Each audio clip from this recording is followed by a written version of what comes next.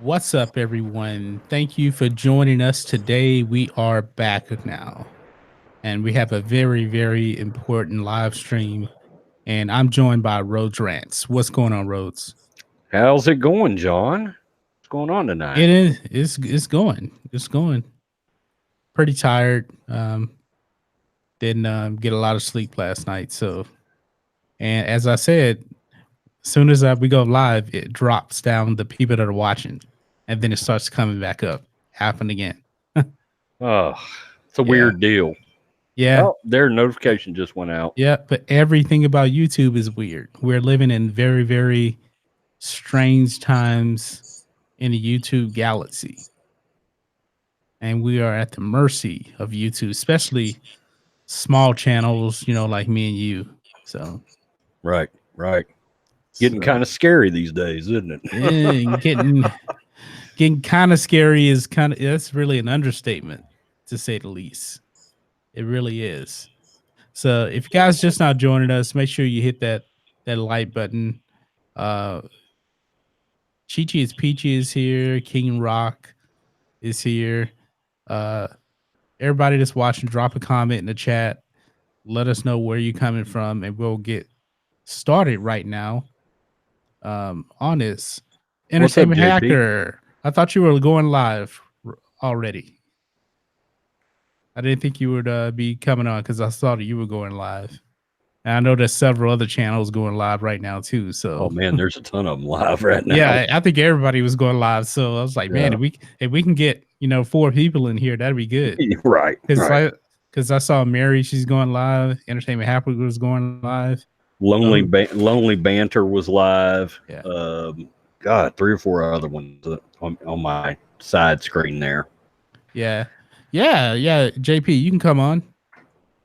You said he had technical difficulties. Okay, let me send you a link to this. Give me just a second here. Because you see the title of this stream here, and it says this channel may come to an end, and that is very, very true. It's extremely possible. Now,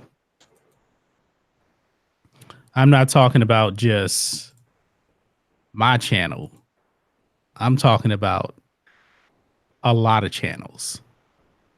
You know, YouTube. I mean, there's no mercy. YouTube is full Cobra Kai. There is no mercy. There Yeah, really isn't. if you're not walking on the right side, or well, you know what I mean. If you're not walking on their correct side, Yeah, you could get the trap door laid on you. You know. exactly. Let me find. Hold on. Where is Entertainment Hackers? I'm in the wrong. All right, hold on. Sorry, I was in the wrong thing. I'm getting here organized here. So there you go. Now I can see the link. If you have to, you might have to drop it on Twitter. No, I got him through Hangouts. I just sent it to him from there. So I just sent you the link, JP. But the whole deal with what's going on, last week with Steven Crowder. In case you guys don't know, the guy got his whole entire channel demonetized. And you're probably thinking, okay, stuff like that happens. What did he do and everything? Well, here's the thing. YouTube, it doesn't even matter what he really did. YouTube came out and said that he did not violate their terms of agreement. If you want to, I guess that's what you call it. Yeah, terms of Yeah, service they call terms of it. service. Yeah, Yeah, they said he did not violate that. But then, because he was actually in a kind of like a debate with this other guy, and entertainers hackers here, you may want to put your headphones on. There's a lot of feedback. Um, but anyway, he was in a debate with this other guy, and I think this other guy, he's a homosexual, and this guy, screamed to YouTube, said, "Hey, take him down, take him down." And YouTube said, no, he didn't violate our terms of agreement. The guy whined some more. Then YouTube eventually said, all right, we got to demonetize your whole channel. So he has no ad revenue coming in whatsoever. Now, luckily for him, he's a gigantic channel. So the ad revenue only probably counts for like 5 to 10% of his total income stream. That's what I'm thinking. Right. So, but if this was like me or you, our channels would be dead because this channel pretty much only gets revenue from ads, super chats. A channel this size, you're not gonna have like a whole lot of revenue streams. So yeah, that's pretty much happened until we get somewhere in the neighborhood of probably. Oh, I would guess you'd have to get at least 250,000 views a month to start seeing some kind of sponsorship being offered. Of any significance anyway. More than like, hey, we'll give you $10 to show one product in one video, but something more to the effect of where they start offering you $1,000 or $2,000 or $3,000. Yeah, per video. Yeah, right, per video. Exactly right. Exactly right. So yeah, ads is the thing, that keeps smaller channels in particular going. And something you said a second ago, you said the guy that he had, I guess, made a comment about or whatever, you called him a homosexual. And it's like, are we even allowed to say that? Are we supposed to say the H word now or the Q word, or what is? We don't even know what's in violation of anything anymore. How's that now? Can you hear? Yes, we can hear you. Yeah, good. No echo. You're all good. Yeah, we're good. We're good. All right. Yeah, my bad. My bad. All right, I'm here. Sounds okay, right? All right. Sorry. So we don't even know, what's in violation of. We need some kind of a scorecard to sort of understand what in the hell we're supposed to be able to say or not say, or and of course they're sort of the overlord, right? Where they can just, snap their fingers and Thanos our channels out of money without really giving a specific reason, because they initially said it was because of his t-shirts, right? Now, here's the thing about his t-shirt. Steven Crowder is a conservative. Right. Do you know Steven Crowder, John? Yeah, I watched his video yesterday. Watched the video? One or two. Okay. Yeah. The thing about the t-shirt is he has a t-shirt and he's a conservative. And his t-shirt makes fun of the far left. And it says socialism is for figs, like the figs that you eat. But he has it spelled like capital F, a very, very lowercase I, capital G, capital S. And plus he's a comedian too. So this is what he does. So they found that offensive. So they're offended by figs. Right. It makes absolutely no sense. Well, the thing is this. All right. Correct me if I'm wrong, but technically YouTube is a privately owned platform, right? That's correct. Right. So technically they do have the right to control what they want people to do. But the problem is they're not doing it for everybody. They're letting certain people get away with it, and they're not putting out fair rules. So that's the main problem. If YouTube wanted to say tomorrow, no F words, sorry guys, clean family platform, I guess they could do that because it's privately owned, but they'd have to do that for literally everybody on the platform. And here, you guys get what I'm saying. They're not doing it for everybody. They're targeting certain people. Right. Yeah, you're right, because there's channels that drop F-bombs all the time in their videos. They don't get demonetized, while other ones, they do get demonetized. So there's no consistency across the platform whatsoever when it comes to that. Yeah, and if it's an issue of political talk, then come out and make a statement about talking politics, but make sure you apply that to the left and the right, both. Okay, so all of a sudden we're all talking general pop culture shit instead of having to, instead of applying some kind of a political side possibly to it, because sometimes we do that. I mean, we acknowledge that, right? Yeah. But here's the problem, though, Rhodes. And they shouldn't be doing that to begin with. Period. I mean, they shouldn't put that on either side of the coin at all. The problem is that the real issue is the mainstream media backing guys like this Carlos cat. Bingo. That is the problem, because then it's putting pressure on. I don't know that YouTube even gives a damn. I think it's YouTube's advertisers that are actually the ones that have the issue. And the mainstream media is putting that foot on their neck towards the advertisers. And the advertisers are getting scared, and they're like, whoa, we got to make sure we don't offend, blah, blah, blah. So I don't know what you do about that.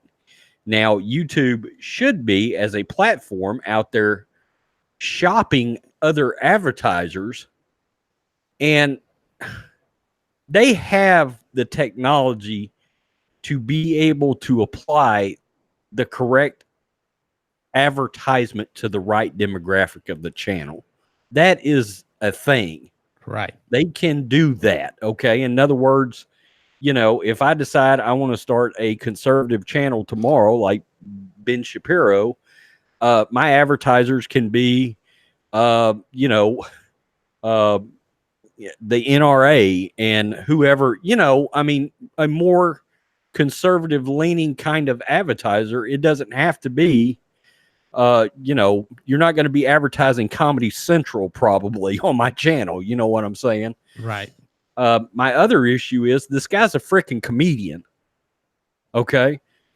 So correct me if I'm wrong, but I always thought wasn't there sort of an unwritten rule about comedians where we were able to sort of give them a pass?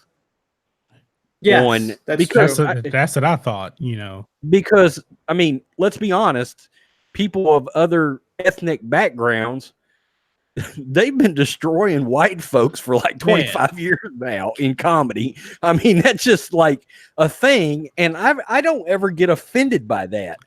It's just sort of a given. So I don't even worry about it. I laugh my ass off if you want to. I'm like, yeah, that's right. I do know that one white guy that dances like C-3PO when he's in the club. I mean, I find that shit funny. I'll tell you this, man. He's a comedian. I mean, I'll tell you this. Eddie Murphy is my favorite stand-up comedian. Eddie Murphy in the 80s would get crushed if he did those comedy jokes today. I mean, he was talking about gay people on Delirious. That's one of his best stand-up skits ever. He would get crucified if he talked about that today on a stand-up show. I mean, he would need. You know what's funny? I was watching yesterday. What? You guys know The Sopranos, right? Oh yeah. Yeah. So they have turns gay on The Sopranos, right? And the way we're talking, like we're gonna kill him. That motherfucker can't. Oh, excuse me if you don't curse on here, but that MF can't be in our social club. What are we gonna do? If that came out on TV today, wouldn't they be like crazy over that? Probably so. I don't know if they would, just because of where that show was geared. Oh yeah. Because I don't know. They're saying they want to kill him. They're saying they want to kill him because he's gay and no other reason. Yeah, but I would suspect it would still be okay because it was a mobster. I know exactly. That's like my second favorite show of all time. And I know exactly what character you're talking about. I would assume they would let that go now. But JP, you may have a point. Maybe I don't think wouldn't. so, man. Maybe it wouldn't even be a storyline. I don't know. Yeah, there's no doubt maybe somebody would complain or something like that. Yeah. Oh yeah, I do think they would get blowback on that. Absolutely. I agree with that 100%. Yeah. So, you know, that was the late 80s. What was that? Correct me if I'm wrong. Oh no, Oh, no, no. Early 2000s, late 80s or something was this band? early 2000s. Yeah, because it went off the air like in 2001, I think, right? Well, I mean, that episode was towards the middle of the end, like 5 years into the show or something. Oh, that was like the 90s then. Right, so that episode was not when the show actually started. And that was like, you know, would have been the most controversial thing, I guess. Yeah. Now, so another thing that came up, you know, you don't even have to be Steven Crowder. Now, do you watch the Quartering? I've seen the channel, but I don't. Okay, I'm in the same boat. Yeah, I watched the Quartering. Jeremy puts out really good videos, and he put up a video a few days ago. That's why I think this Adpocalypse is a real thing. Not really because of Steven Crowder, but because of Jeremy. If you watch his channel, he talks very, very calmly. You know, he doesn't believe in SJW politics and everything like that, but he'll talk about that stuff.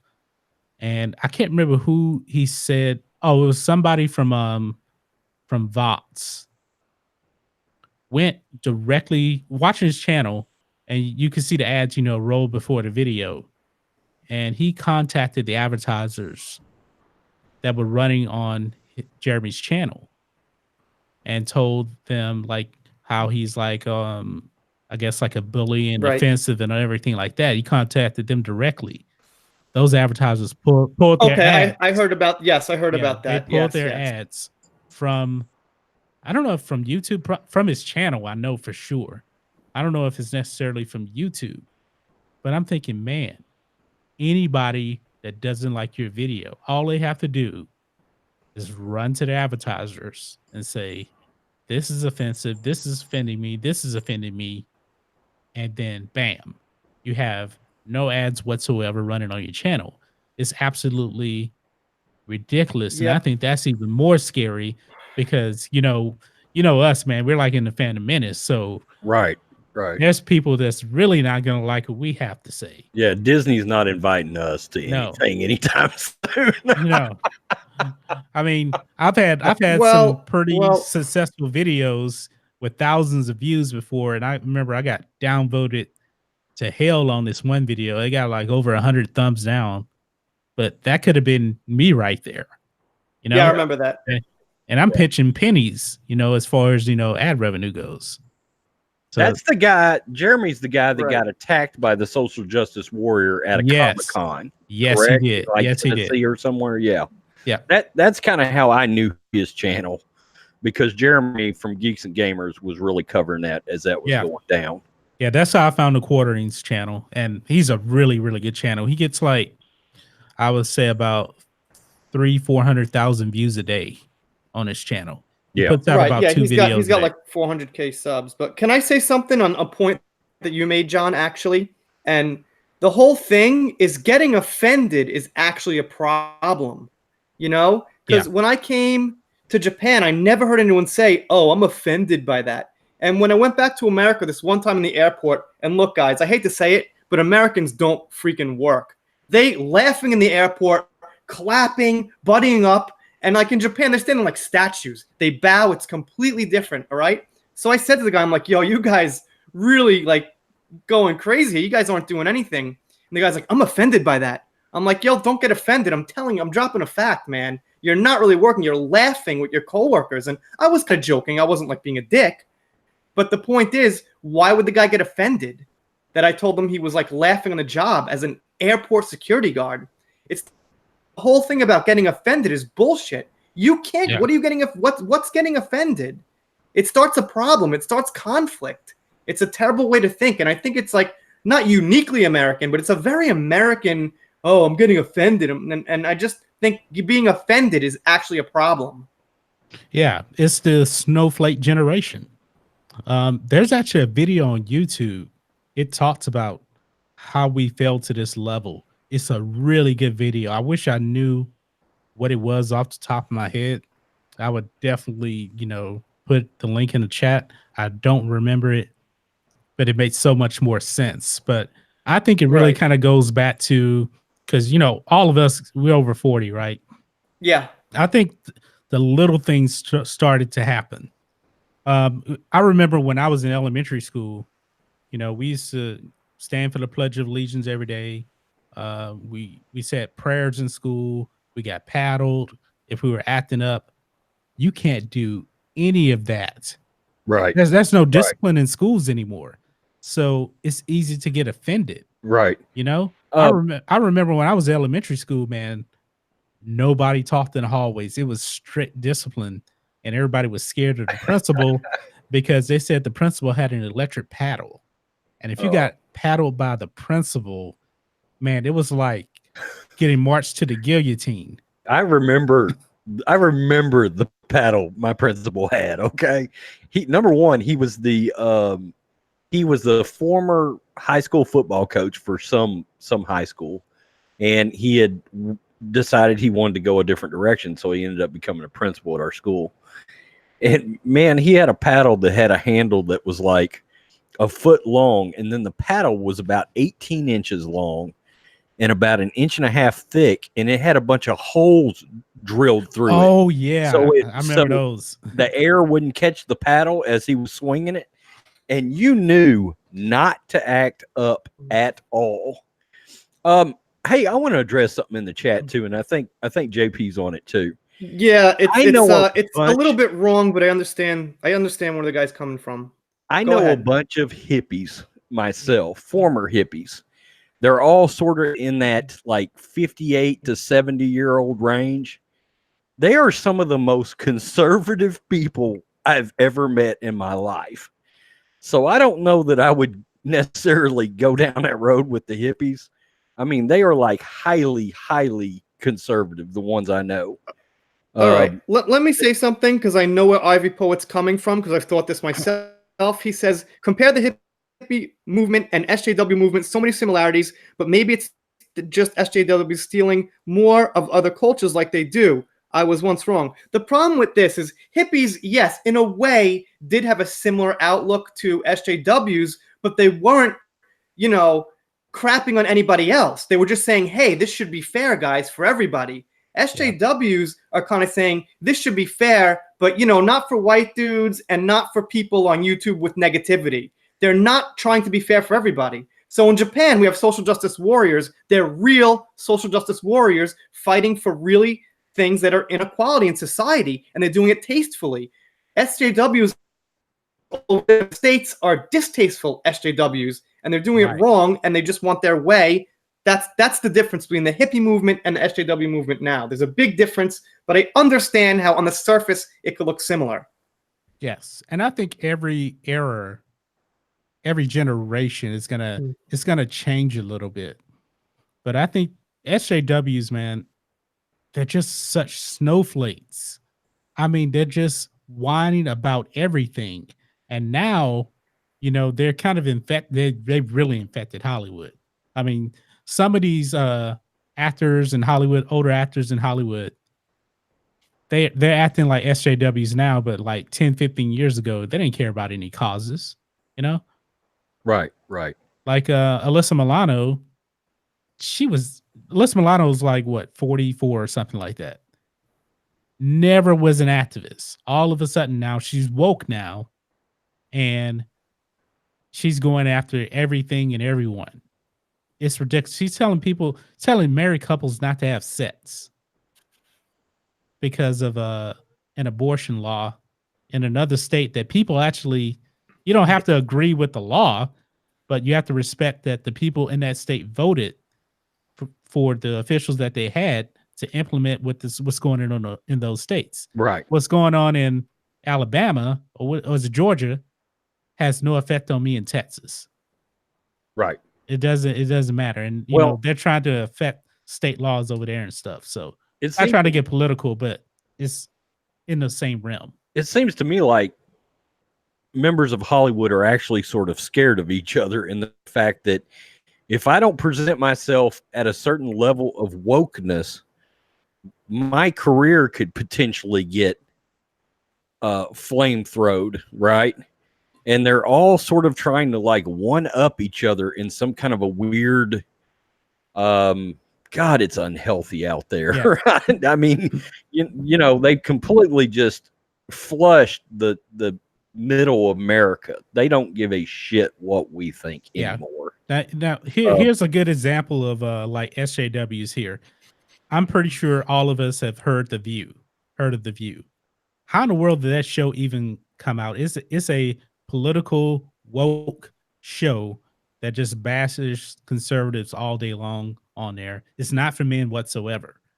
But this is the difference between, I think, an SJW and somebody that's actually willing to listen to opinions. And before I forget, we have 20 people watching. If you could smash the thumbs up button, help us out. Maybe we'll get more people in here. But I remember one episode of The View. It has Whoopi Goldberg on there and everything. And, you know, Judge Janine, she's on Fox News. She came on to The View to promote a book. She was invited on there, and she's a conservative. And everybody on The View is extremely liberal. And they were just attacking Judge Janine, not giving her a chance to answer any questions. And Whoopi Goldberg like just screamed at her and everything and kicked her off the show. I was like, that's ridiculous. But if you watch like Fox News, you have The Five. Juan Williams is on there. He's a liberal, but they're willing to listen to him. So The View, full of SJWs, Fox News, The Five, is mostly conservatives, but they're willing to listen to a difference in opinion and give their opinion on it. Right. So not trying to, tell people one is right, one is wrong, but you can see the difference in there. Well, social justice warriors don't want to listen. Am I wrong to feel that social justice warriors have an element of, God, I don't like to use the term hate group, but they're backed by the mainstream media. They feel like, they're entitled. They're not very nice. I mean, let's be honest. They're extremely rude. The guy that is calling for this boycott or wanting YouTube to act on this, he's got tweets calling for harm to be done to people that like go out and harm people if they identify on the right side of the table and they're conservative and go into McDonald's and get milkshakes and then walk up to them and throw them in their face and things like that. Yeah. I don't know. I just don't understand. There's I've told you I lean left, but you're more of a moderate, I think, though. Well, I've used the indication that if I was in California, they think I'm a Republican. Yeah. But here in Texas, I'm considered a liberal. Yes, okay? by Texas standards. That's right. That's right. But I was still, at the end of the day, raised like I believe in gun rights. Absolutely. If you come into my house, I'm gonna plug 2 in your chest and 1 in your head. Oh, that's just I'm being honest. Don't tell that to the far left, man. They'll take your guns. Well, hey, no, they won't. And again, I don't know if you guys know, me and Rose are in Texas. In Texas, you have open carry. Like, you don't have to conceal your weapon. You can walk around with it strapped to you, armed. Like, I know this guy, he owns a barbecue restaurant out here in Houston. He's always packing openly. And he's actually stopped a guy from actually trying to rob a place next to his business. And he's all about First Amendment rights, all about gun owners' rights. He is so anti SJW too. Right. Yeah. Any barbecues really get food. They're kooks. I mean, I know a lot of liberals, and they think social justice warriors are. They certainly don't identify with them. They feel like they're their own political group, right? Yeah. Like there's actually 3 groups, and I guess if you throw independents in there, you've got 4 groups now. With the social justice warriors being the 4th group, because they're just, I mean, people don't realize or don't remember, Democrats used to be, we care about the blue collar and we were the guys worried about, soldiers getting back from war and having medical care and all that sort of stuff. And at some point it all became about social narrative. Yep. And that's the problem. I mean, I'm sorry. Yeah. I said the switching point was Caitlyn Jenner or Bruce Jenner or whatever. Yeah. When he got the award from ESPN, I was like, hold on now. You're not a hero. No. And that's when I really thought Woke Center really began with them on ESPN. And then it just got so woke. They came out with the Sports Center at 6, which was nothing but a political woke show, talking about politics, bashing Trump and everything like that. And then new ESPN president came in, cleaned house on that, because their ratings were tumbling because people don't like politics in their sports, and they let those people go. Jamel Hill, she's not there. Like, she never taught sports. I don't know why in the world she was there. She was always about getting woke. And Linda Cohn that worked, she's been there for like 20 something years. Yeah. And she even said that if you even had a remote right-leaning opinion, you were like a pariah there. She said it was really bad. So they really had to come in and clean house over there. I wonder what Dan Le Batard's show's like these days. I haven't listened in about a year, and I used to listen to it all the time. But him and John Skipper, the guy that got thrown out, he cried on air the day that Skipper got let go, because it was Skipper's idea to slide him into the herd old slot. Yeah, but John Skipper deserved to be gone. Oh yeah, he needed to be gone. Yeah, I agree. And he didn't back Colin Cowherd, and Colin Cowherd, Colin Cowherd really got fired, but he was leaving like a week later anyway. But because he didn't back him up on what he was saying, so I don't know. So John, do you want to get back to the whole we kind of title of your stream about how this channel might end? Because I have a few opinions on that. And kind of what to do and how to handle it. Yeah, let us know. Go ahead and tell us what you think of it. All right. I'm assuming most of us The Sopranos, because I'm like I actually work for Steven Van Zandt, who was still on The Sopranos in New York City on his radio show. All right. So I was like kind of in the business like for a little while. And so I'm just a huge fan. And by the way, he's a hippie. He's such a cool guy. He's just like an amazing guy. I'll get into that sometime. But the point is, on The Sopranos, I think it's Christopher says to Tony, he's like, yeah, Tony, what's going on with this mob stuff? I don't know. I want to go in the movie business. It's, things are changing. And he said, Christopher, the game changes. You got to do what you got to do to keep your dick up. So what Tony's saying is basically you got to change to survive. And if we're going to be like, oh, YouTube, we're leaving, we're moving, you got us, we can't say this, you're going to shut down our channel, then there's no point to that. What you do is you alter the way you talk, the way you do things. You still put out the same message, but you do what you got to do to survive, and you push through it. You know what I mean? Because F them. You just keep on going and push through it. And if they get you one day, then you like cross that bridge when it comes. But I'm not sure what the point of is announcing, oh, you guys got us, we're leaving, this and that. Like, you say that to your audience so they follow you, obviously. But if you get my drift, I wouldn't like push on that point and say, we're out of here, this and that.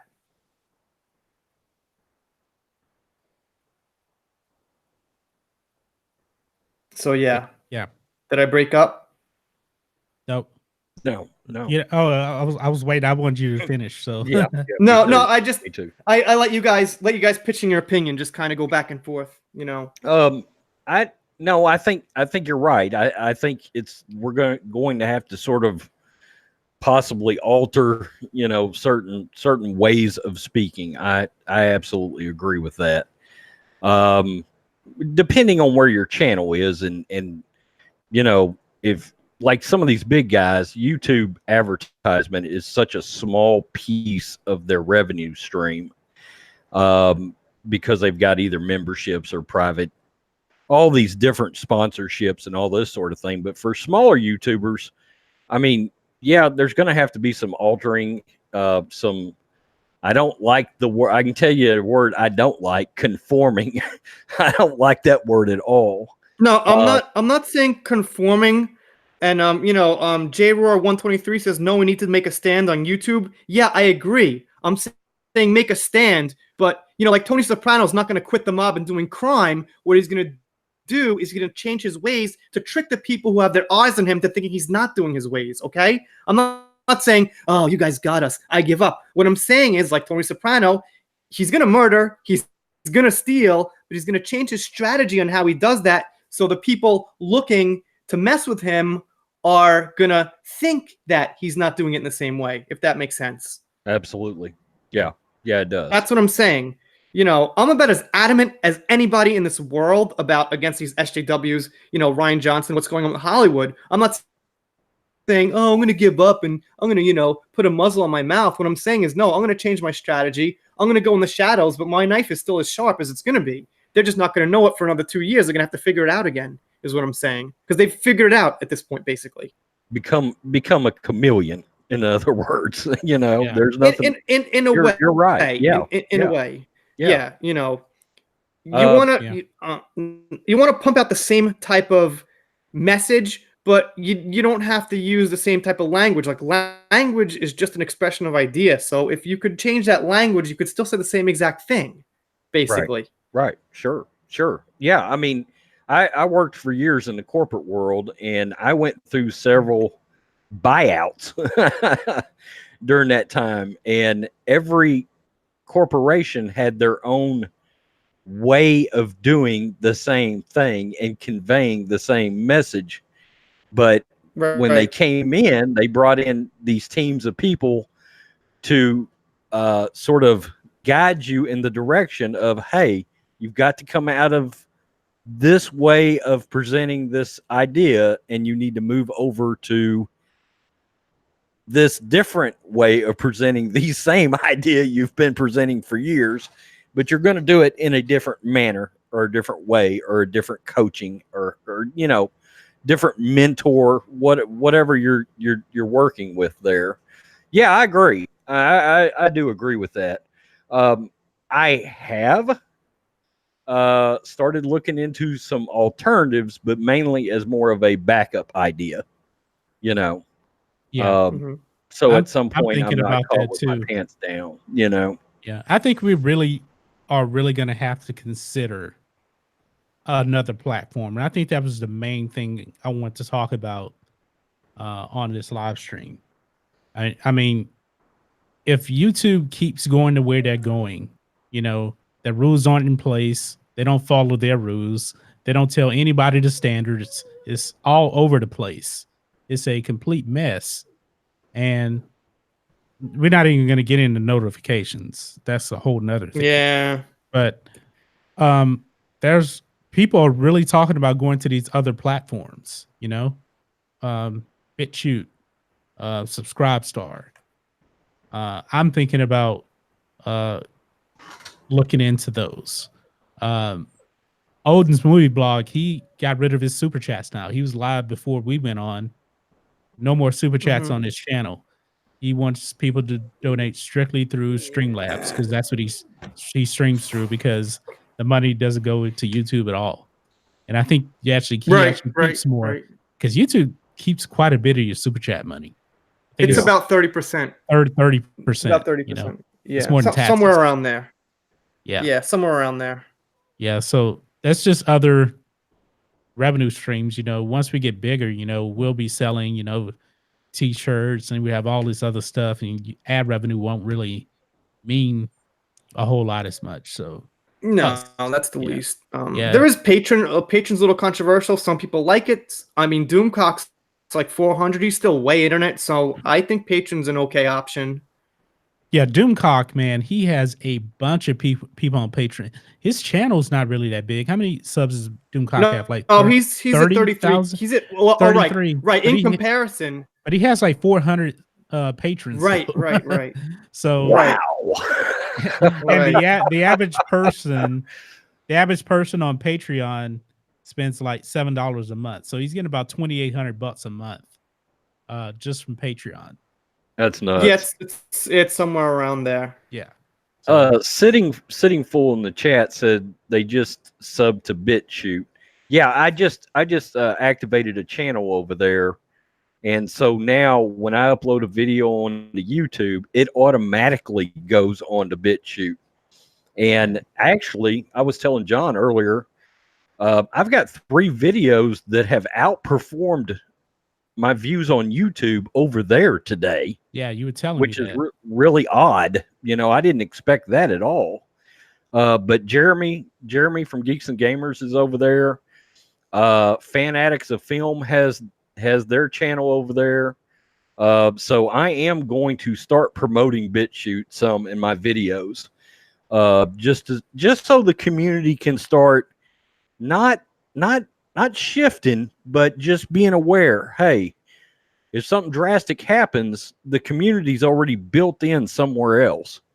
Right. Well, here's the thing. Somebody said that once the big millionaires start moving, that's when you'll see a shift. But if it's just like a couple of 100,000, channels, if like PewDiePie said tomorrow, go on a BitChute, guys, you'd see a lot of channels follow him. Right. So it's going to take the leaders to move off. Right now, if we do it, channels we know, Geeks and Gamers, is like really small in comparison to like YouTube. There's like 1,500 channels now, over 1 million subs. So think, there's probably like 3,000 over 500,000. So even Geeks and Gamers still kind of a small guy in the grand scheme of things. So like we need bigger million, Jeremy Johns goes over, Chris Stuckman goes over, and then you'll see a real shift in like, communities. Yeah, you hear that, Steven Crowder? We need you to go to BitChute and tell everybody. Yeah. Yeah. Yeah, I think if MKBHD actually left YouTube to go over to BitChute, he has like 9 million subs. That would be huge because everybody knows who he is. It doesn't necessarily have to be like a PewDiePie, that's like he's at the top. Well, right, yeah. I would just make an example. PewDiePie's the McDonald's example, basically. Right. Right. Hell, I'm thinking about starting a podcast away from. I know John is. You've already. I've been talking about that for a while. I haven't recorded, man. I got so much on my plate, man. If I had more time, I could put out a podcast, man. But it's hard enough just putting out content. Right. I don't know, man. We got to talk about that sometime. I think you probably have about half of as much on your plate as I do. So we got to talk about that sometime. Yeah, it's just that, when I go to work, I wake up at 5 a.m. I get to work. I leave work at around 3:45, and it takes me about an hour to get home. And then I record a video, and I have to upload that. So that's another hour and a half, and I still have a family. So it's like 7 o'clock. Well, I thought you have a wife, right? Yeah. No, spend time with my wife. Kids, though, right? No kids, but still want to spend like 2-3 hours a night with my wife. Right, but that wife thing's a big deal. Oh yeah. No, I'm here to tell you. I mean, it can roads. absolutely they have both cause issues. Wife and the kids, not just kids or wife. It's both, man. And when you have kids, the wife is a different person. She changes. So it's a different conversation. Yeah. Anyway, sorry. But I've got an 18-year-old son, so I do get it. Yeah. Yeah, but if I live a lot closer to my job, or if I had a job closer to where I live. Oh yeah, I understand that. I understand that. Yeah. But Houston traffic is a nightmare. I understand that. And me and John was talking about the fact that, just far as losing your ad money on YouTube, if I do, let's say I decide to do 2 videos in a day. By the time I edit and upload and blah and blah and blah and add thumbnails, it's about 3 hours. Okay. So at some point, the channel has got to get up to the point of, let's just say, the equivalent of a menial part-time job. Me walking into Walmart and literally stocking for 3 hours and making $30. So I've got to get up to at some point around 10,000 monetized views a day for that 3-hour window to eventually be, because at some point, I think as creators, we all have to look and go, look at how much time we're putting into this, right? Versus everything else going on in our life. I mean, at some point, we've all got to end up looking at that. And this is something YouTube should think about. In the time period that we are living in now, where somebody like me has been using streaming TV for over a decade with devices like Roku's, Amazon Fire Sticks, all of this kind of media devices, YouTube channels are nothing but television channels now. Oh yeah, that's a fact. We're their content. Yeah, this is the future of television. That's right. I mean, you heard of cord cutting, but I think really cord cutting is going to be the norm probably in about 10 years for sure. You know, because everybody's coming out with these streaming services and things like that. Roku's are built into TVs now. Yeah. You know? Yeah. I watch more Netflix than I do my direct TV. I really do. Yeah, and I've been using I've either had Sling or PlayStation View or Fubo or one of those streaming television services. Well, let's see, this is 2009, since 2008. Yeah. I've had one of those services, and I got rid of Dish Network in 2008. You know, and I think in the future, I think this may actually be coming sooner than later. Like, you know, your Xboxes, your PlayStations, I don't think you're going to need consoles for those anymore. Those actually may be built in. You'll probably have like some kind of subscription service, and all you need to do is just sign up for an account, you know, and they'll send you controllers. I think that's going to be the future of like video gaming too. That would be dope. it probably is going to happen, you know? Yeah. I mean, who would have thought like 10 years ago, 15 years ago that you'd be watching like a lot of your favorite stuff on a computer? Right. Nobody would have thought of that. So we got Sin Dave here, J Roar is here, of course, Entertainment Hacker, Sitting Fool is here. 19 people watching. Smash the thumbs up button if you don't mind. And we've had quite a few people. We've kind of gotten back to our old numbers on streams tonight. So this is a very, very good stream, I've noticed. We moved it later. Yeah. I tweeted it out. Maybe that helped a little bit. Also, I think the title got people interested too. I'm not going to lie. Right. No, You know? that's cool. That's cool. Yeah. But I mean, it's not a clickbait title. I mean, the channel could come to an end. You know, you've seen it. You know, they took Alex Jones off. Bam. Just like that. Gone. Right. Or it could come to an end because, like Rhodes was just saying, if you evaluate the time and everything, it just becomes not worth it. Then you got to move and do something more worth it. Right. Exactly. So, but there's no reason to ever actually just end the channel abruptly. You know, like, look, this is a hobby for me. I have no expectations of like having this to be like a real like income or anything. But I'm gonna probably cut down on uploads, but I don't want to do any less than like 5 a week. You know, I mean, I'm not going to be able to. I have kids, so it's just my wife's not home now for like the last she's been in her parents' house. But once she comes back, I can't do this the way I used to. But I'd say 5 is like a nice number. What do you guys think about 5 uploads? Yeah, that's good. That's real good. I try to upload, you know, at least once a day. Weekends I usually I've been doing like 2. I've been doing 2 on the weekends. Like I did 2 uploads. I just try to do one a day, and like on a Saturday, if nothing's going on, like today, this morning, I did 2. You know. Yeah. I've been doing 8 a week and something like that, but you know, I think dailies are good. But even if I can't handle dailies, I think I could skip I'll probably skip Monday. Monday's pretty slow anyway. Yeah. So, wow, that's my best. That's my best day of the week. I didn't know that, man. It's usually slow. Yeah. Saturdays is my worst. Really? I didn't know that. Yeah. For me, anyway. If you're a new YouTuber, what's the first thing you guys do? If you're a new YouTuber, what is the first thing you guys do? What you mean as far as what can you clarify the question a little bit better than that? Yeah. Are you talking about like what kind of recommendations, you know, past mistakes that we've done? I think I have an idea of what he's saying. I mean, what do you do? What's your first move to get subscribers and grow the channel? He probably means. Yeah. And you know, family and friends. That's the first one. Right. Yeah. Yeah. It's the very first step. Very first step. yeah. Yeah. I would say join Facebook groups. That help. I think that's why I ran into you, Rhodes, right? Facebook group. No, I don't No? know. We met through somebody's channel. I think I met Lori Callis there. Yeah, maybe it was something like that. But I got off the Facebook groups because it was kind of worthless after a while. And I'm actually not even on Facebook. I mean, I technically am, but my actual personal friends and family don't even know I have this channel. Yeah. Yeah. That's funny. Yeah. Well, because I being here in Texas, I mean, I'm just telling you, if it doesn't make $1, it doesn't make a cent. It doesn't make sense. Yeah.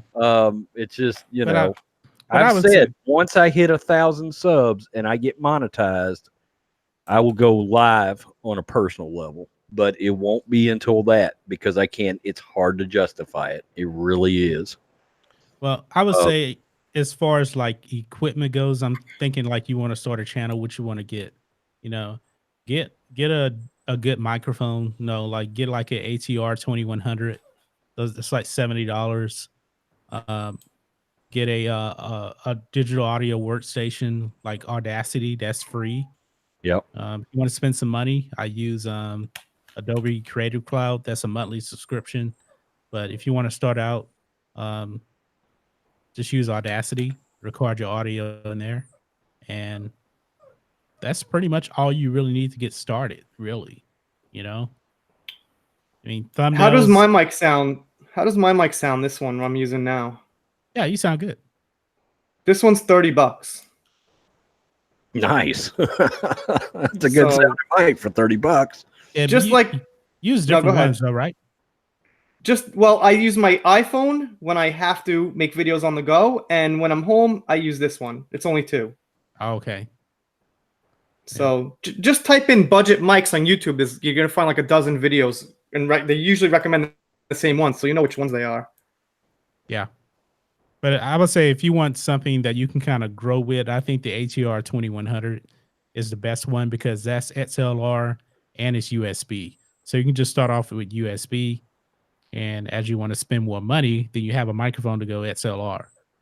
And so I think that's the best one to really kind of start off with, if you ask me. You don't need to go all out like I did. I mean, I didn't start off like this, but I'm kind of addicted to equipment. I got a bad habit of that. I'm actually selling one of my microphones and my other mixer. So my coworker, he's buying it because he's gonna start a channel. Nice. Good luck. Good luck starting one. I started a year ago, and it's finally now getting to be where it feels like a channel. It takes so long usually. It depends on your content from person to person, but I'm just saying it usually takes a really long. If you're just kind of average, like honestly, just kind of average, it takes a long time. Yeah, I remember I started July 31st of last year.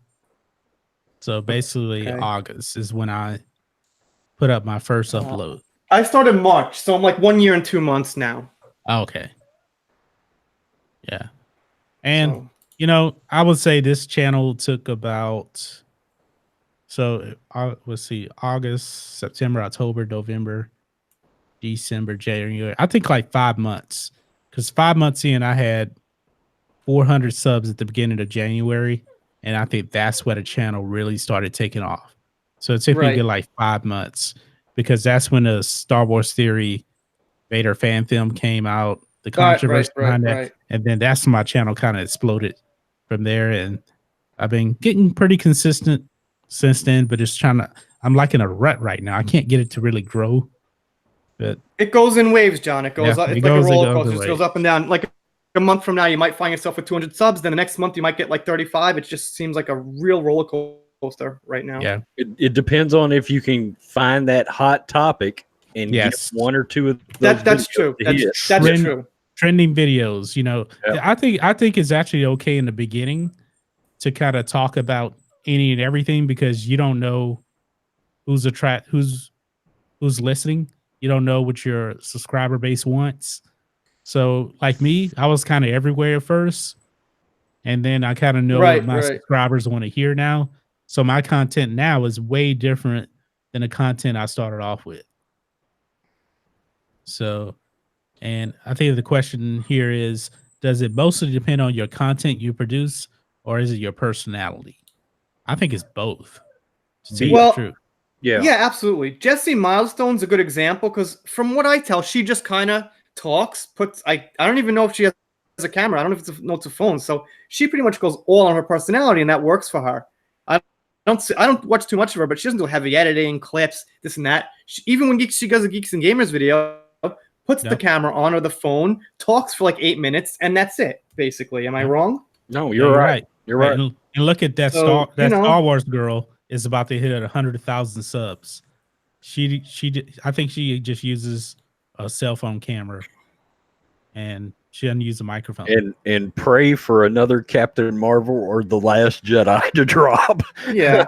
I mean, it depends on the person. Like, that Star Wars girl is an incredibly likable person. Yes, you know what I mean? yes. Like, Jessie seems a little bit more reliant on her personality and things, is what I'm saying. Like, Anna has everything, don't get me wrong, but she's a little bit, different. Like, you look at Rhodes and look at Anna. Okay, well, I probably Anna a little more likable for like a 10-minute thing. No offense, Rhodes, but me too. Me too. Yeah, but, well, hold on a second, guys. I gotta let my dog out the door here. Hold on. Just fine here in Texas. Okay. So. Oh yeah. But I started with Star Wars. I was pretty much all Star Wars. I didn't even plan on doing anything else. I thought I was gonna go all Star Wars, but I didn't name the channel Star Wars because I knew over time, eventually, I don't want to be stuck on it. So Right. I'm back.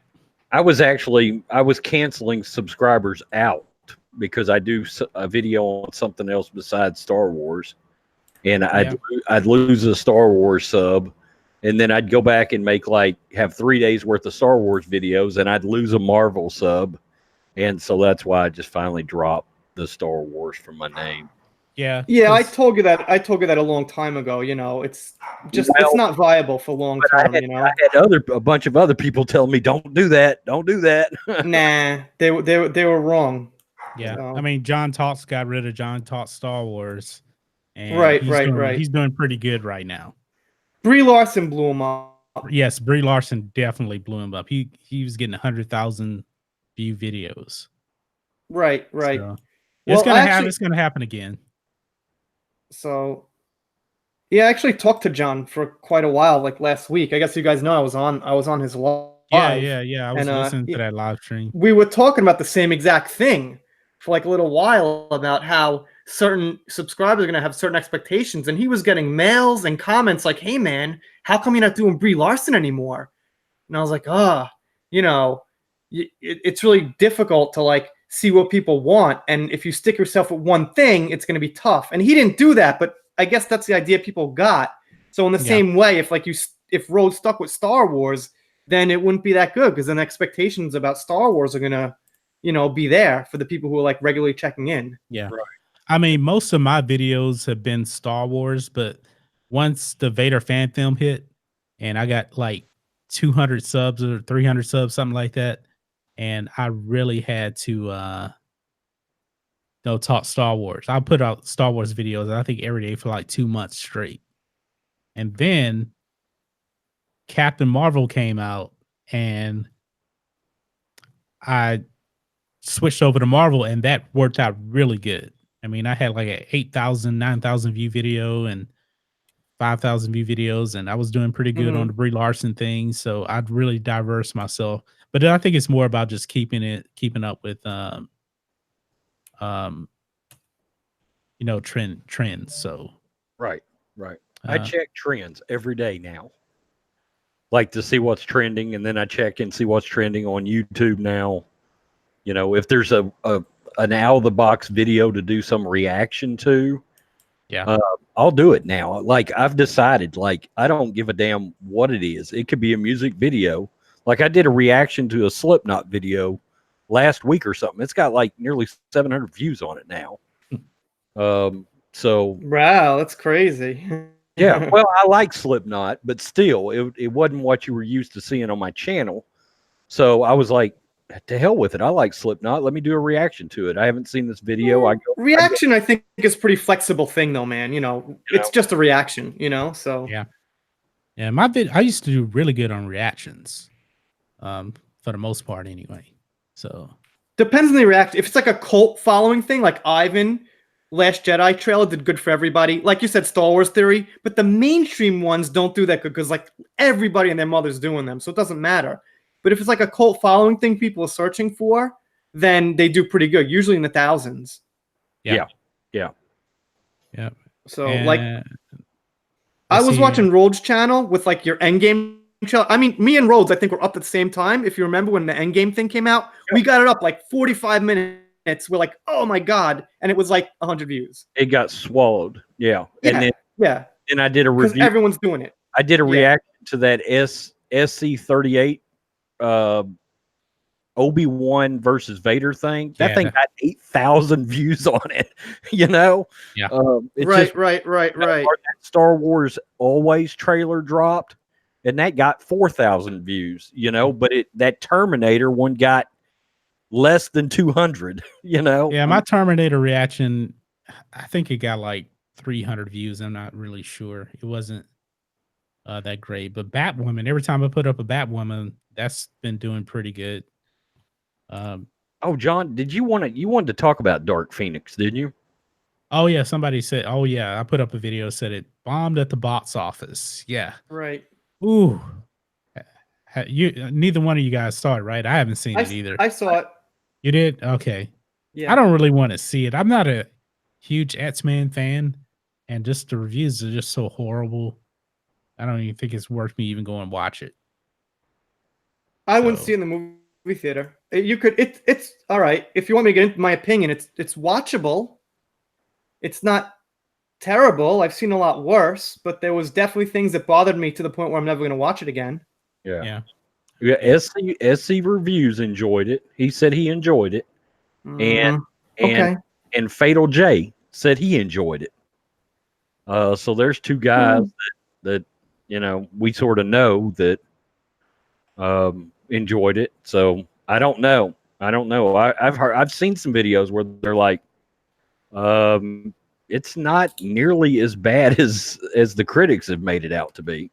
Did you see John Talk's video on it? Nah, I heard he didn't like it, but I haven't seen it. Nope, he didn't like it. And John didn't like it for the same reasons I didn't like it. But SC Reviews didn't like he didn't like the movie. Yeah, he did. Yeah, he did. I watched it. I could have swore he said that it wasn't that good. No, he said there's problems with the movie, but he was laughing. He said, but I enjoyed it. I liked it. Okay, maybe I need to go back to his channel and watch it again, because I could have swore he said it was like bad. I think he put it in the title or something like that. Oh yeah, he did. He put it in his thumbnail, but no, he enjoyed the movie. I commented with like, I appreciate the honest review. Okay, let me tell you guys what I didn't like and see if you agree, because it's not a niche thing, but it's kind of a personal thing. All right. So for me, Xavier and Magneto are like these awesome forces. They have a lot of screen presence, and they should be pretty powerful, right? And in this movie, Professor Xavier is just like, I don't want to say an idiot, but like everybody has the upper hand in him. He's like the professor who knows nothing, Jon Snow. He just it's terrible. No, I hate the way his character is. Like there's one scene, quick minor spoiler, there's one scene where he's like, Storm, you're not going. End of discussion. She's like, I'm going, Professor. End of discussion. I'm like, what the F? Who's the professor? And he's just like head down. He's what I mean? Undermined in this by movie everybody. I hated that, man. Terrible, dude. Terrible. He's Professor X. So if you're not realizing this, you might be like looking, oh, the movie's okay. Look at Professor X. Look at like the staple character of the freaking franchise. And then you guys saw in the trailer where Raven's like, maybe you should call this X-Women. And, Professor X is like, oh, I guess maybe I should. President hangs up on him and is like, you can't talk to the president. Watch the movie. Every single character has one up on Professor X, and I hated it. I'm sorry. That's how I feel. Maybe you feel the same way. I don't know. I got to tell you, I hated the trailers. Yeah, they weren't good. Right. They were awful. I mean, this doesn't always turn out to be the case, but for the most part, if I hate a trailer, I end up hating the movie. Yeah. It doesn't always happen that way, but most of the time, especially if I hate a trailer that much, I'm going to end up hating the movie. I mean, Yeah, because I think you were one of the few people that didn't like the Last Jedi trailer. I hated it. I hated all of them. Yeah, it had a different feel to them than any Star Wars trailer that ever came before it. And when they started dropping that "let the past die, kill it if you have to" shit, right. It's wrong here. I remember watching that, and I kept telling my wife something is wrong. Something exactly. And yeah, and then I saw the film, and I was like, now I know what didn't feel right. And speaking of, since we on here, the whole younglings thing, you told me that was actually debunked. Now. Yeah, it's been debunked now. They sure did wait a while to debunk it. Well, evidently they debunked it. I mean, it got debunked before like this early this morning sometime, and I didn't hear about it till later. But in fact, evidently there's some like I don't want to say terminology or part terminology where they actually incorporate the word youngling into some of the activities that are going on. So yeah, I guess that turned out to be misinformation or something from this YouTuber, and Newsweek got a hold of it and ran with it. And Cinema Blend has direct quotes saying, no, that's not accurate. So but it does seem like something that Disney would do, though. Oh, there's our boy Fatal J. Yeah, he likes some Dark Phoenix. He sure did. Fatal J. Lord Callis is here too. What's going on? We need to get you on the show, Lord Callis, again. We'll let you know next time we go live. Yeah. Fatal J. Next Tuesday night, man. We're gonna. I laid off this week, but next week we're going. So. Let's see here. The thing is, if you read the article pretty closely, and the YouTuber, by the way, is Jenny Nicholson, and she's pretty much a known shill for Disney anyway. If you read the article, you know it's kind of BS. Like, the word ban should never be used. I maybe use that, John. But the word ban should never have been used. Nobody said at any point it was actually banned, you know? But, like, if you read it, it was just one thing that one worker said to Jenny Nicholson. There was no consensus that any other workers agreed with her. It was just a really flimsy story in the first place, you know? Yeah, but it made sense to me with Disney Star Wars. You know, they won't really acknowledge the prequels, really, and Younglings is really made more sense. of a it is prequel, Disneyland, you know, more of a prequel thing, and Anakin killing younglings, which they didn't even show in the movie. Right. But right. John, you actually said something in your own video that kind of goes by my side. Is you said that, like, well, what kind of parents are actually, saying this, hinting towards that no parents are actually saying that. So the whole thing is kind of like a null issue anyway. You know what I mean? Yeah, because I never heard about parents complaining about Anakin killing. That was a great point, man. I didn't hear anyone say that, and when I watch your video on it, I was like, yeah, that's a good point. So it seems like that's why it seemed fabricated in the first place a little bit. Yeah, I actually said it in my video too. I said, "Who are effing parents anyway? I don't know these Star Wars parents." Yeah, because I remember when Revenge of the Sith came out, man, people were loving it. Oh, and nobody ever brought up anything about Anakin killing the younglings. Now, apparently, Lucas wanted to actually show the younglings getting killed, and he backed off. And I'm glad he did back off, because that's too much for Star Wars right there, I think. Yeah, that would have been too much for people. The sand people he should have showed. That was the thing he should have showed. But he kind of did show it in episode 2. He did. He killed like 2 of them. Yeah, but then they just cut it a very they cut it a time you wanted to see him keep going though, Okay, I'm gonna show the horror movie side of me. I'd like to see them all get cut down. Okay, I don't care. Jason Voorhees, all their asses. Okay. Yeah, I tell you this: episode 9, somebody needs to lose a limb in episode 9. Yeah, something's got to happen, just to make it real. Yeah. It may not Kylo Ren. Not Kylo Ren. He's gotten bitch slapped around enough, man. It's got to be someone different. It needs to be Rey. You're right. Yeah. Cut Ray's it damn does. head right off. Kylo Ren needs to cut off her hand. Oh, God, killed a bee. And you know what? They will never let that happen. It won't Yeah. happen. Because he hasn't defeated her yet. So why would he defeat her now? Right. Yeah. Well, I actually did a video on like spoilers for that, and I kind of believe the spoilers because they seem true. I can tell you the ending spoilers on that has come from so many different sources that are all saying the same thing. Right. That damn ending is, unless they reshot it and have not let it leak, that ending is right. I can tell you that right now. That ending is right. Are you talking about the body jumping rumor? Yeah, all of that. Yeah. Matt Smith body jumping, Kylo gets killed, blah blah blah blah Yeah. blah. And they're trying to say Matt Smith's not in the movie now. I 100% believe Matt Smith is he's in this absolutely movie. in the movie. Yeah. Not buying that at all. He's in the movie. And, you know, because you can't believe JJ anyway. You know, he said that Benedict Cumberbatch wasn't Khan, and he was Khan in the movie. Yeah. I don't blame them. I don't blame them for putting out misinformation, though, you know, because there's too many leaks and spoilers these days. So, you know, that's fine. Yeah. Well, and Disney actually messed up and on their international sites listed Matt Smith for about a month in the casting, and then they pulled it down. They were like, "Oh shit." Yep. Exactly. And Rose, when is his second trailer coming out? July 19th. July 19th, Comic-Con. Oh, Comic-Con. Okay. It's coming at Comic-Con, and it's dropping with The Lion King that comes out that day too. So, and The Mandalorian is dropping in August at D23.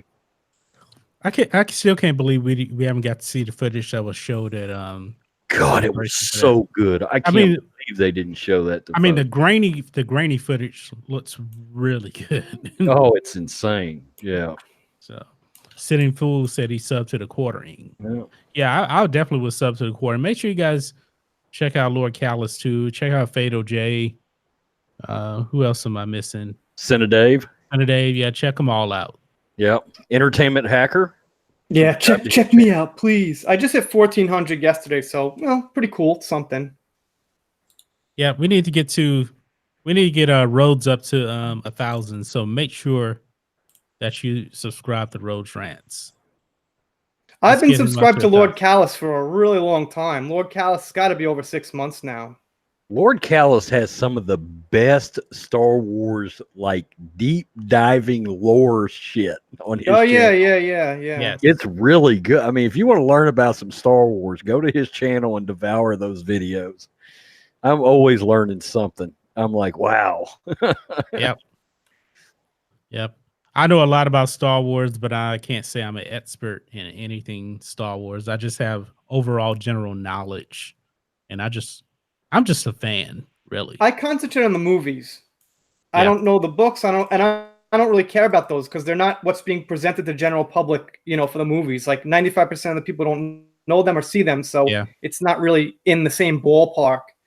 Yeah, so I think I've only read 2 Star Wars books, and that was Revenge of the Sith, the book, which is really good, and Callus, the Rogue One prequel novel.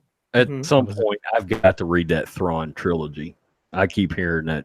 That's epic. Me too. The thing is now it's not canon anymore, and they're going to put out some new stuff with well, Thrawn was good in Rebels too. Yeah, he was. Yeah, so eventually we're going to get a continuation of that story. I'm just hoping. I got my fingers crossed. It's going to be live action. Thrawn live action movie or TV show? I think it's going to end up being on Disney Plus. They're going to finish that Ezra Thrawn storyline. You know, where Sabine and Ahsoka take off to go find Ezra. They may be in The Mandalorian. Well, and you never know. I would like to see that in The Mandalorian. Yeah. I mean, I'm not talking about a whole story arc, but you know, I'm willing to bet we're gonna see Ahsoka and Sabine in that movie. I mean, that TV show. I just can't imagine what's going to happen during the season finale. There's going to be like a, um, uh, a Martin Cove, Cobra Kai reveal in the last like 30 seconds of The Mandalorian when it goes off for the season. You're going to be like, oh no, don't go off. Yep. Oh, Yeah. that's good stuff. Lord Callis says, I think you're right. Sabine should be in The Mandalorian. Sabine and Ahsoka. I mean, it's no mistake. Now we know The Mandalorian is John Favreau's creation. But Dave Filoni, is it safe to say he's basically a co-creator of this show? Oh yeah. Favreau acknowledged that him and Filoni are in locked hip on this show. I'm telling you. Yeah. I think there is a 70% chance Ahsoka is in The Mandalorian. Yeah. Well, hopefully 70%. that's future leaders of Lucasfilm, we hope. Yes. That's the two guys I want leading the charge when Kathleen Kennedy goes to accept her AFI board position she takes. Yep. And they got really good actors in this show. Oh, yeah. They got Apollo Creed in this show. Pedro Pascal is in this show. Nick Nolte. Nick Nolte is in the show. I mean, everything. And man, John Favreau is just so good at what he does. Oh, Night Wolf, I hope you're wrong. I saw something about that. I was like, no, I'm not going to get brought down like that. No, I think Rosario Dawson should play Ahsoka and have Ashley Eckstein voice her. Oh, that's not a bad choice. Yeah. Or have Zoe Saldana play her. Because when you look at she kind of has that slender look to be Ahsoka, I think. So she could do that and have Ashley Eckstein voice her. Yeah, Rosario Dawson, man, that's a good call. She looks like she could be an Ahsoka. I like her in anything she's in. Yeah. Even though she's dating Cory Booker. So, John, how long do you plan on being on? Actually, we're about to wrap this up right now. Actually. Okay, just curious. That's cool. Yeah. That's cool. Yeah, about to wrap it up right now. I said I was only go for an hour, but we had quite a few people watching. It was going really well, so I kind of went over. So no, I'm just curious. I'm cool. I'm just chilling. I was, Yeah, Spinal Tap is here. Haven't seen you in a while. What's going on? Yeah, sub to his channel. Yeah, everybody's popping out tonight. Yeah. So, yeah. Need to do this again next Saturday night. Same bat time, same bat channel. Are we going to do Saturday or are we doing Saturday or Friday? Saturday. We did well on Friday night last time. Not as good as tonight. Yeah, that's true. Not as good as tonight. So I'm good. It's a lot easier for me to go live on the weekends anyway. Right. JP, do you want to plug a live show? Do you have a set live show yet? I won't be doing lives for months after this. I just had a third kid, and when you have kids, you can't do things. So that's why I'm going to have to cut back on YouTube. Okay. I can't. There's no way I could go live. I have an apartment here. I can't shut everyone up, and you have to talk. You got to be loud. So I can't really do it when they're sleeping because I'm going to wake them up. Then I'm fucked. Right. So excuse the F word. Yeah. I'm from New York. Just have Camp Smith watch your kids. Yeah. Yeah. Well, I could jump on lives maybe. That'd be cool. I'd jump on for like half an hour or something, but I'm pretty I don't know, I'm pretty screwed with it for a while. Well, let's point out the most important fact. Congratulations on the third kid. Yeah, it's healthy. So as long as it didn't come out with like, two, an arm and like, 3 fingers or something, I'm happy. I'm happy. Happy enough. Yeah. But congrats, man. Congrats. Yeah. That's appreciate that. We'll see how it goes. It's not going to be easy. So yeah. Well, hey guys, let's go ahead and wrap this up now. Thanks for having me. Thanks everybody coming on. Yeah, JP, you're always welcome on. Rhodes, you're always welcome on. We're gonna try to get Fatal J back on here again because he got cut short the last time he was on here, and bring back Lord Callis also. So Cool. Yeah. I'll do what I can, man. Yeah. Yep. Any final words, guys? Yeah, thanks for coming. Thanks for the chat. Went well. Appreciate it. Yeah. Peace. I'm out. Till next time. We're out. Be safe. Have a wonderful weekend.